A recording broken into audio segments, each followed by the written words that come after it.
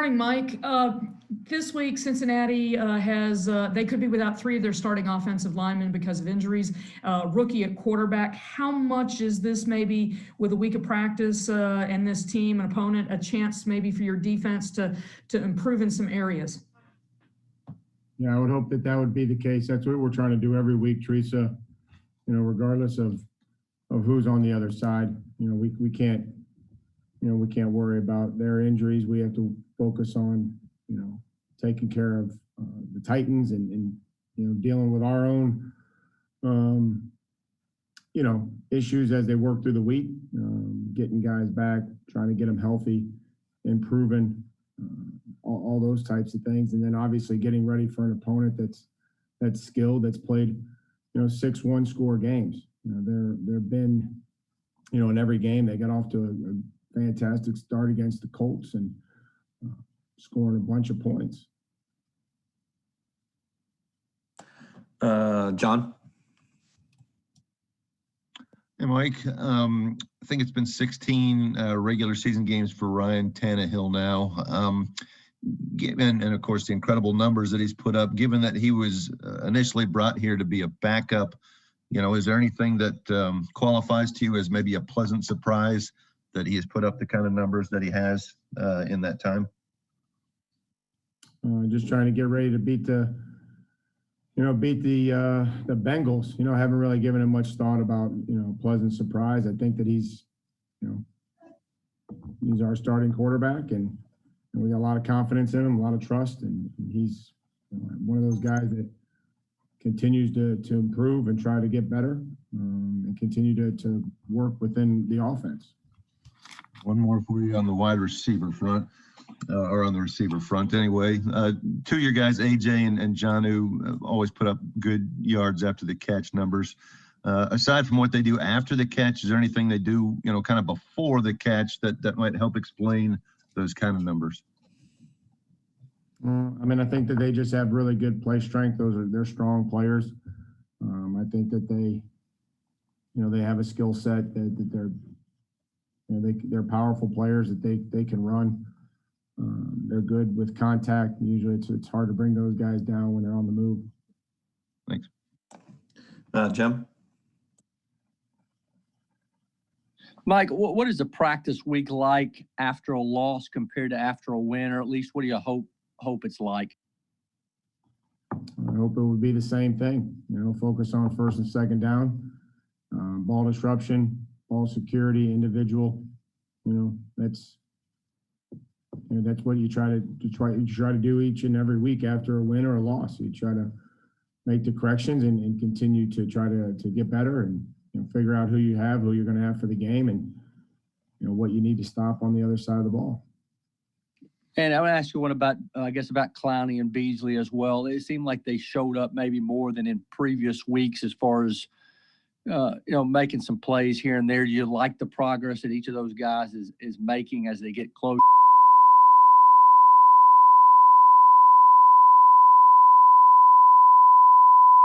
to getting a sack? We all have to get better, Jim. We lost, and we're not where we need to be. Certainly defensively and on third down. So we all have to get better. Teron? Yeah, Coach, what would you say is the most significant attribute that Ryan Tannehill brings to the table for you guys? I think that he has a toughness about him. I think that, I don't know if there's just one, but, I like his toughness. I like his decisiveness, so.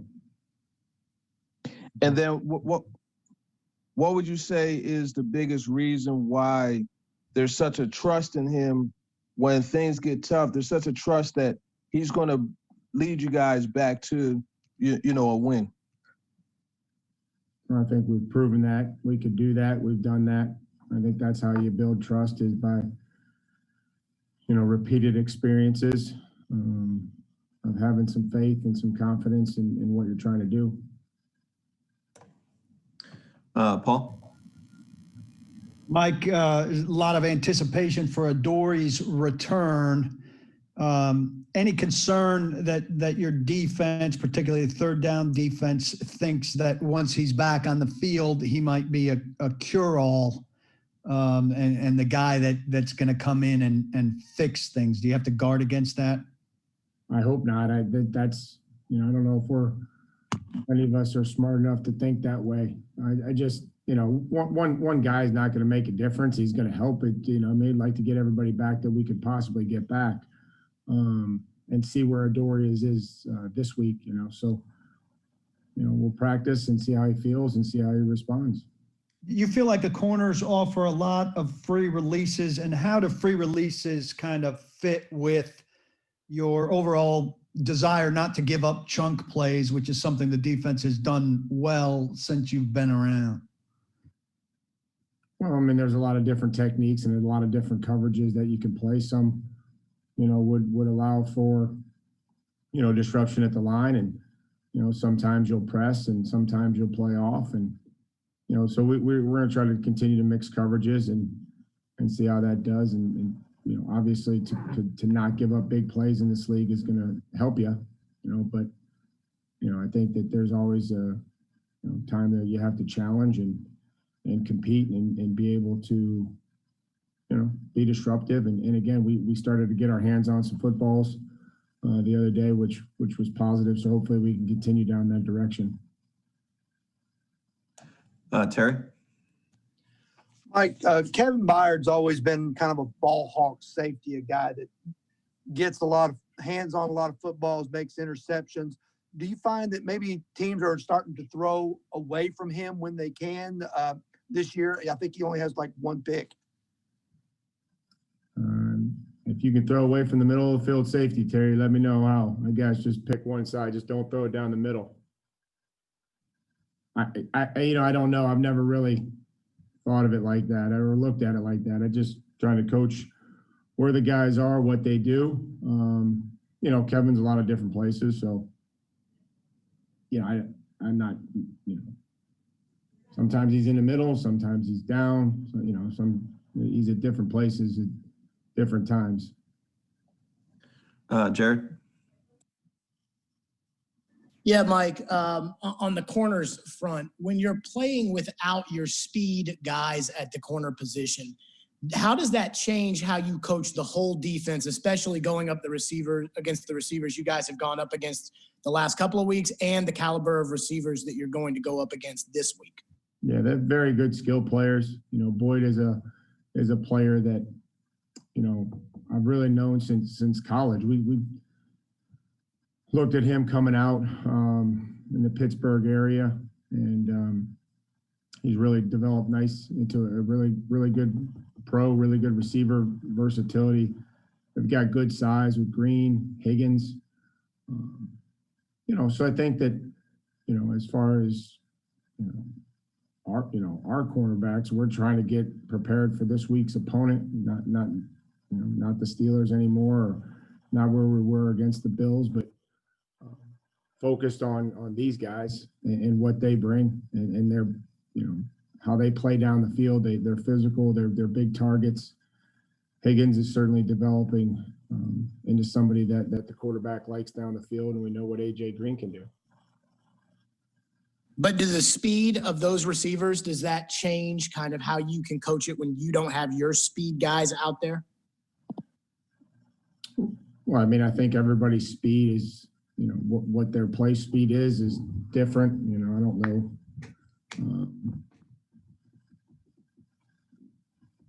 I don't really know where, Adoree's working his way back, and some guys are been in and out of there, and, we've played a bunch of different guys back there. So, we'll try to figure out what gives us the best chance each and every week and try to continue to do a little better job of it.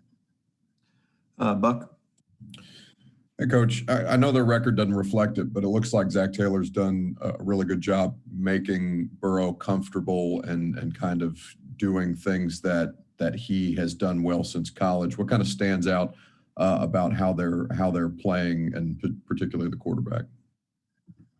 Well, I think that he's given them some options. I think they go on the ball. They give them some different plays. They've been in empty. They spread you out, give the quarterback a chance to maybe see the picture and he can scramble, he can run, 3rd and 11 the other day, he checked to a quarterback draw and empty on 3rd and 11, got it, at the end of the game, it got to have its situation. So they have a lot of confidence in his ability to run with football and get out of tough spots in the pocket. He seems to be able to keep his eyes downfield, even when he's on the move. So, I think that they're comfortable with where he's at in his development, and they're throwing for a bunch of yards. Steve Lyman. Hey, Mike, it appears around the league looking at stats that offensive numbers are significantly up through the first 7 weeks of the season. I think points are a couple hundred points around the league over what they've been over any of the last several years. Is there anything you see in terms of a trend or just the way games are being played this year that would maybe explain some of that? I don't think they're calling holding as much. Maybe penalties are down. It looks like they're letting guys play, for the most part. I don't know what numbers are OPI, but I think that those are all numbers that probably would reflect in more points. Sometimes they think it's a push off down the field. Sometimes they don't. I don't know. Do you think the weirdness of the offseason would mean that offenses were ahead early versus defenses, or do you think that's just total happenstance? I don't think there's any correlation in that. Probably ought to play better. Everybody ought to play better defense, starting with us. Eric. Hey, Mike, just wondering if you saw Derrick Henry's Old Spice commercial. If so, what you thought about it. And do you continue to see him take strides as a vocal guy, a team leader, someone who's becoming more comfortable in that type of role as opposed to just leading by example? I did not see the commercial, and I do think that that's something I've talked about with Derrick, his ability to get around to the football team, to have his leadership carry through to other pieces of the team, coaching staff, players, everybody included. Teresa. Mike, we saw in college and NFL level this past weekend situations where scoring late did end the teams that were trying to hold on to leads. You practice so many situations. Do you all practice trying not to score late in games to help run out the clock? Well, that's something that we talk about. That's something that we would consider based on the situation. So that's certainly one situation that we've covered and we'll talk about and make sure we show our players again on Friday. Jim? Mike, I know Sonoris Perry is the last guy to be on the designated for return list.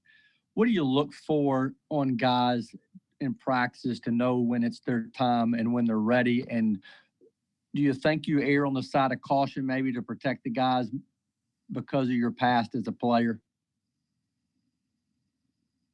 I think you just look on their ability to do their job, how fast they're doing it, their comfort level. I don't try to err on any side of, caution because I played. I want to get guys back to doing their job as quickly as possible. But, if they don't have a comfort level, again, it's about, can they do their job?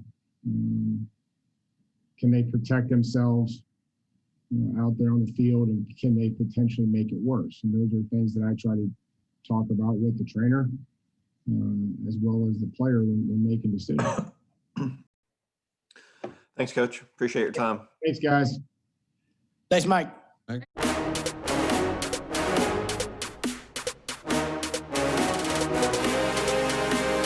Helped you get to where you are in your career, and what maybe did you learn most from your time with him at both A&M and with the Dolphins? Yeah, so I was looking at A&M. He was working with the Titans back then, so didn't spend a whole lot of time with him. But then obviously once I got to Miami, he was my quarterback coach for 4 years. I learned a ton of football from Zach. I have so much respect for him, the way he approaches the game, his work ethic, and just how he puts so much time and effort into preparing me each and every week. So I definitely learned a lot of football from Zach, and I'm appreciative of all he did for me.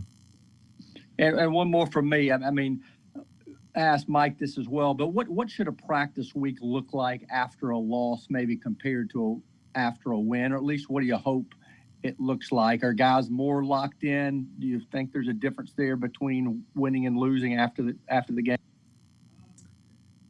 You know, I would like to think that we approach every day to take advantage of every rep, whether we're coming off a win or a loss. It shouldn't matter the way we go out and practice. Now, do I think guys are a little bit ticked off in the way we performed, especially early in that game? Yeah, I think so. So look for guys to be hungry and go out there and get better, every day this week. Teresa? Ryan, you now have a full 16 games in the regular season as a starter with the Titans with some fairly impressive numbers across the board. What is it about being here, this situation has maybe helped you put your game together in such a complete fashion at this point? And how much room do you think you have to grow? It's a special team. It's tough to put your finger on one thing or another. It's a great organization, good team, good coaching staff, and guys I love playing with. You put all those things together, and it adds up to better results on the field. So thankful for the opportunity to be a part of this organization, part of this team, and thankful for the teammates that I have around me that make going out there and playing each and every day a ton of fun. And obviously winning is a lot of fun as well. Teron? Yeah, Ryan, having spent so much time with Zach Taylor, especially as your quarterback coach, how do you think that he could help a young, successful, talented quarterback like Joe Burrow? I think it'll help him, all the way around. Obviously, just speaking from my experience with Zach, like I said, I have so much respect for his approach, the way he comes to work every day, how much effort he puts in, and just his knowledge of the game is really good. I really love my time working with him, and no doubt that he'll be able to help Joe develop, as he continues on his career. And then in your Players Tribune post, you mentioned how it's not a fluke, which we're seeing it's not, but you also mentioned how, there wasn't a big magic change, but one of those changes was having Arthur Smith. So when you look at his scheme, like how much does that allow you to showcase what you could do, what you've always been able to do? Yeah, no doubt. I mean, the way we run our offense, I think helps everybody. It helps the O-line, helps Derek, helps me, helps the receivers.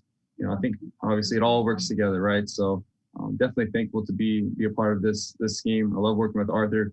He does a great job week in and week out of preparing us, changing things up, keeping defenses, trying to adjust, and just really a lot of fun to work with him. Jared?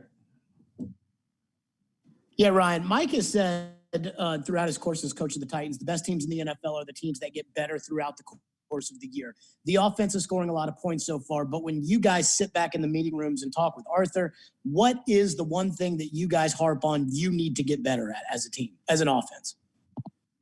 I mean, it's all around. We're looking for growth in every area that we can get it, whether it's being more efficient on the ground, through the air, every incompletion, in most cases, there's room for improvement. So, I wouldn't say it's one particular area. We're looking for growth in every area. Every play that we run, we try to take a critical eye to and figure out what we can do better. So, it's tough to say one area. Obviously, we have keys in the game each and every week that we try to focus in on and be great at. But as far as growth concerned and getting improvement is concerned, we really want to take a critical look at what we're doing all the way around and grow all the way around.